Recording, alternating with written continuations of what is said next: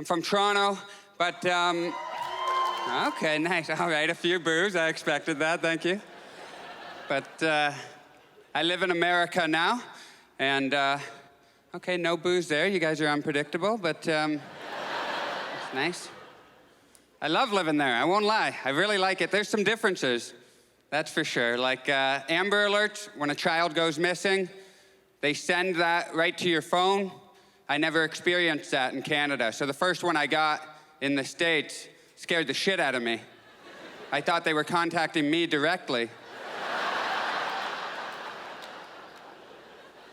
I was like, I don't know nothing, man.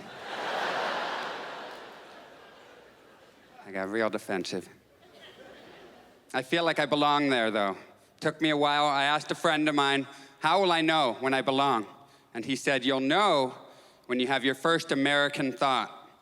And I didn't know what that meant until I had my first American thought, and I knew right away. I knew I belonged. I was playing basketball. The guy I was guarding, he went to shoot, so I jumped up to block him, but he was only faking. So he went down, I went up, completely flipped over him, like ass over tea kettle. I was about to smash my head off the pavement, and my first thought was, oh no, I don't have health insurance.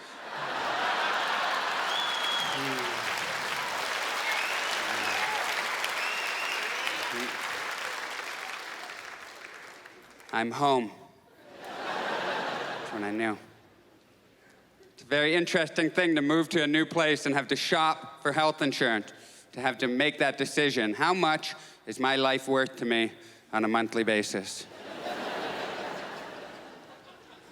I got a quote for $400, $400 a month. I was like, I've had a good run.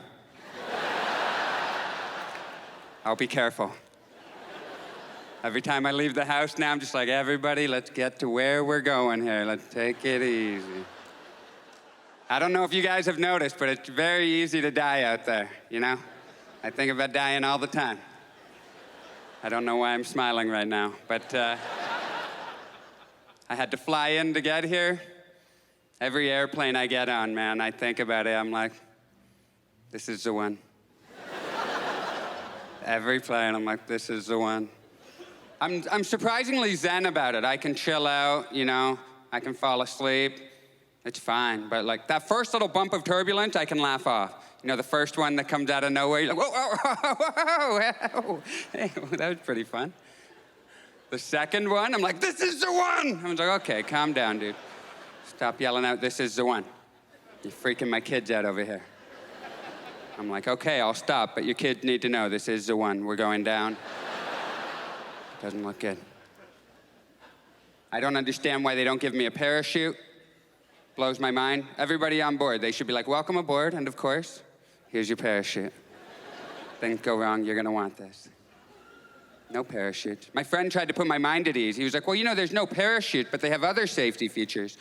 Like, you know, your seat cushion. Yeah, your seat cushion can be used as a flotation device. And I was like, oh, thank God. That really puts my mind at ease. It's really nice to know that in the off chance that this domestic flight crashes into the ocean,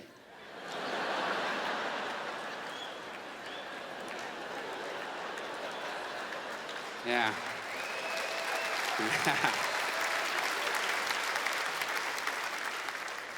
It's nice to know that my corpse will have something to float on.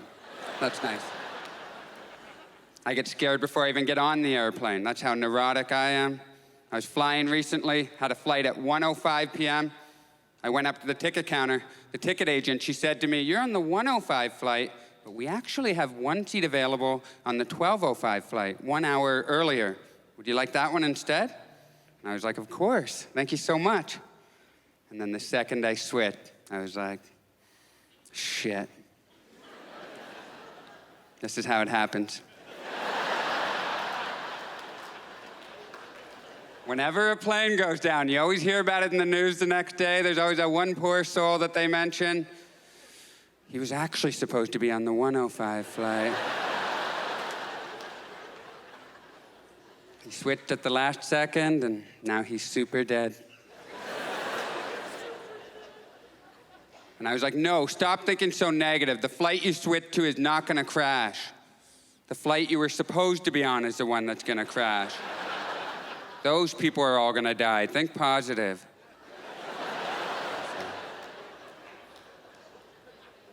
I just don't wanna die in an embarrassing way, man. That's my main thing. I know I gotta die, but dear Lord, don't let me go out in a humiliating way. Like choking to death, that's my biggest fear, man. Choking to death? My God, people would have to explain that. How did he die? Oh, him? You know that thing you've done 1,000,000 times in your life? Chewing and swallowing? Yeah. He just couldn't get the hang of it that one time. Paid the ultimate price. What a loser. My God, I almost choked to death a few weeks ago, and I was home alone. When you start choking and you're home alone, my God, there's nothing scarier. And it was so scary because I wasn't even eating. I was drinking a glass of ice water. Ice cube got lodged in my throat. I was like, no way, not like this. Melt, melt. I knew if I could last like 20 more seconds, this instrument of death would turn into the very substance I require to live.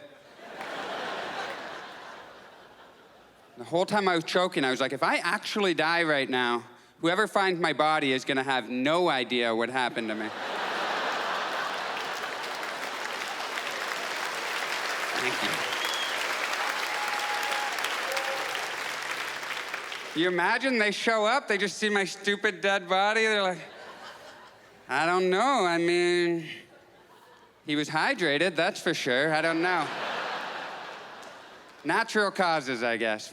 Whenever you're looking at an obituary and you see the person died of natural causes, that person choked on an ice cube. That's what happened. Montreal, you guys have been fantastic. Thank you so much.